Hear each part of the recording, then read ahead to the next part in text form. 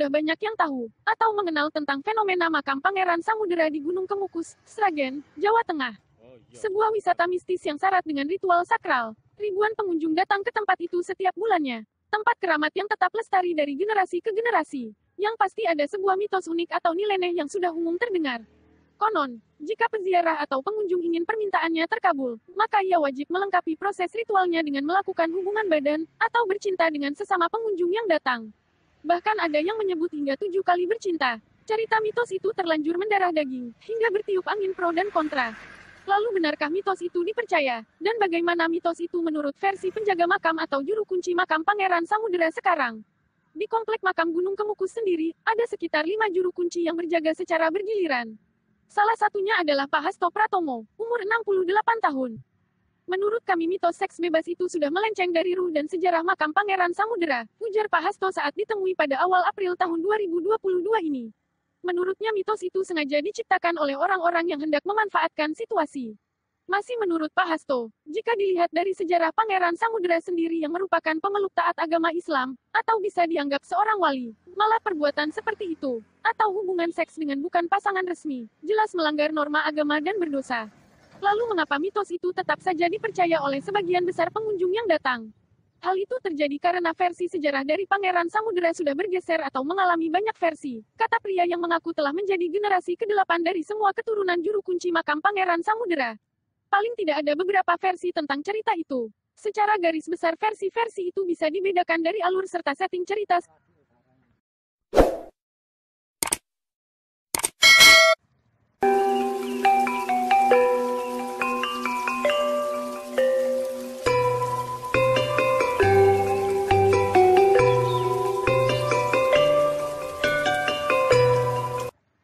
Versi itu bisa dibedakan dari alur serta setting cerita sejarahnya.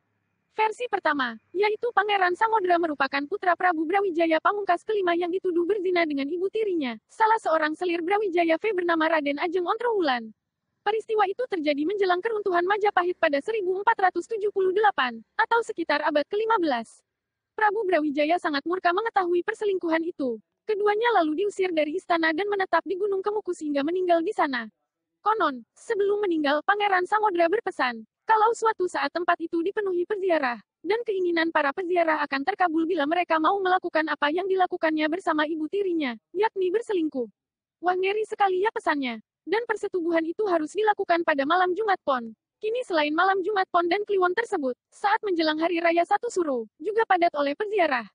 Jadilah karena versi cerita ini, maka pengunjung menganggap bahwa ritual berhubungan badan dengan sesama pengunjung menjadi syarat mutlak jika ingin ritualnya sempurna.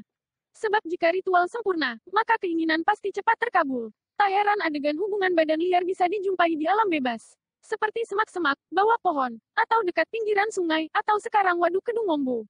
Namun adegan itu hanya bisa dijumpai sekitar awal-awal tahun 1970-an hingga menjelang akhir tahun 1980-an. Waktu itu sudah lumrah adegan khusus orang dewasa itu tak pernah kena sensor atau digerebek aparat. Semua memang berjalan wajar dan apa adanya. Lantas bagaimana dengan perkembangannya? Menurut Pak Hasto, akhirnya ritual nyeleneh tersebut tak perlu lagi dilakukan secara vulgar di tempat terbuka. Seiring dengan banyaknya pengunjung dari tahun ke tahun, maka di sekitar lokasi kompleks makam, sudah berdiri puluhan bahkan mungkin ratusan bangunan permanen yang dilengkapi dengan warung plus bilik atau kamar-kamar penginapan. Nah sekarang di bilik-bilik itulah ritual seks dilakukan. Seiring dengan maraknya praktek ritual bercinta zina itu, kini asas serta motif ritual itu pun telah bergeser. Dulu adegan hubungan badan dilakukan atas kesepakatan sesama pengunjung berdasar suka sama suka.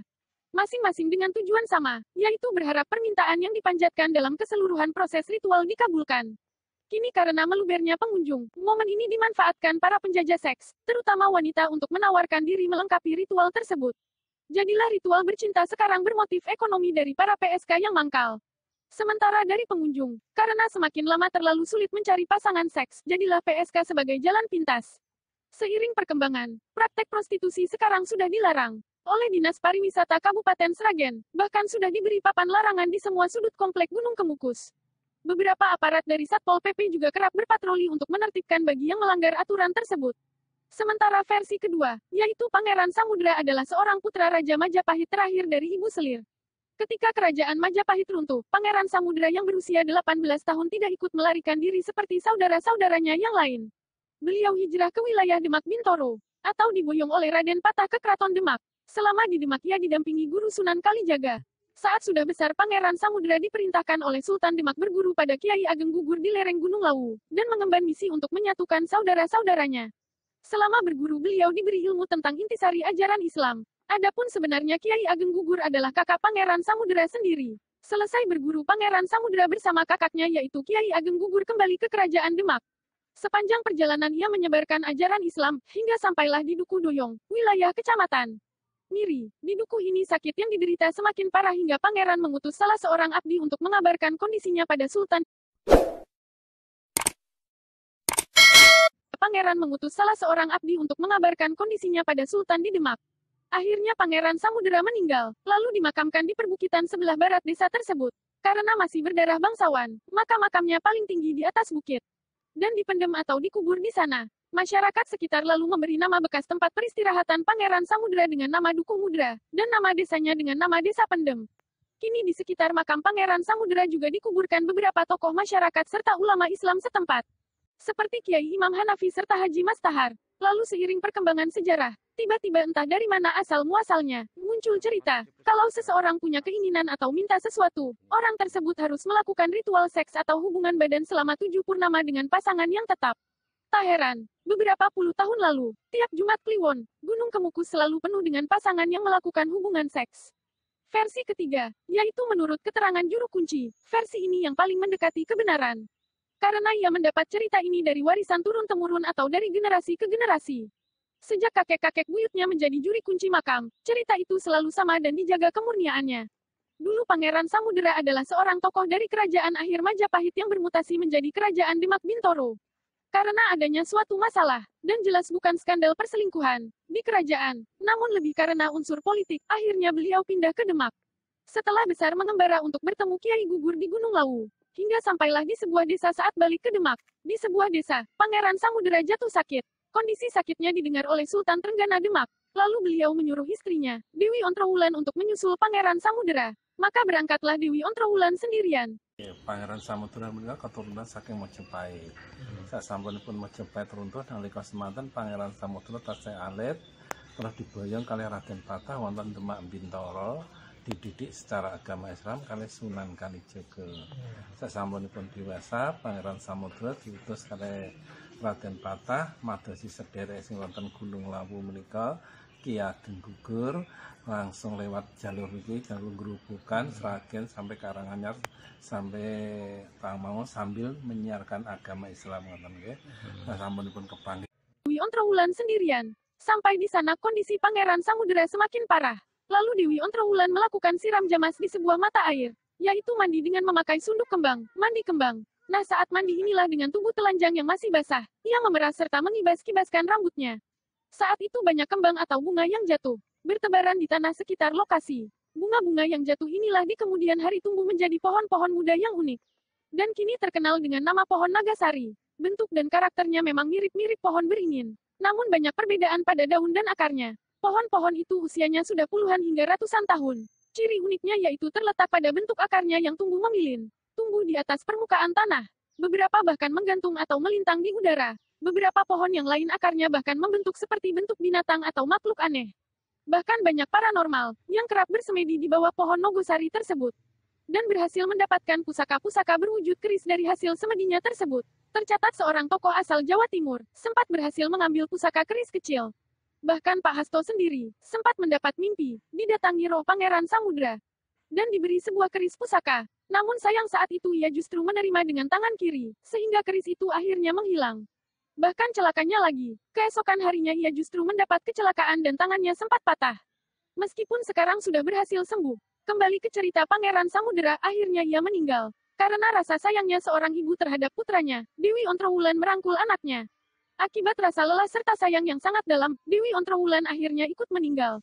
Hingga oleh masyarakat sekitar ia dikuburkan dalam satu liang lahat. Jadi sebenarnya makam Pangeran Samudera adalah juga makam Dewi Ontrowulan. Nah mungkin karena makam yang 2-in-1 tersebut, maka mitos dari peziarah muncul bahwa jika ritual dilengkapi dengan hubungan seks atau zina, maka permintaan akan lekas terkabul.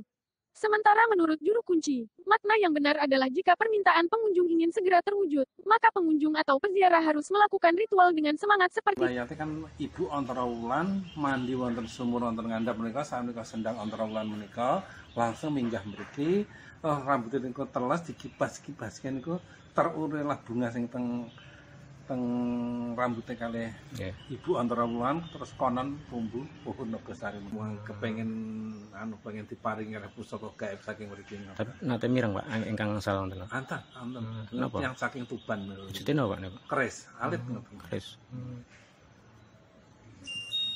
Rumiyin nate ajeng diparingi keris ngoten niku ning kalih yang mriki kula tampi kalih tangan wong dalam ngimpi kan ngoten. Kok tampilan kok ngantos kula itu matur niki terus seketika niku esuk kula iki dawa patah niki langsung patah tugel. Saka kesalahan kula nampani tangan kiwa niku. Padahal niku namung wonten adalah jika permintaan pengunjung ingin segera terwujud, maka pengunjung atau peziarah harus melakukan ritual dengan semangat seperti orang sedang menyayangi kekasih atau orang yang disayanginya.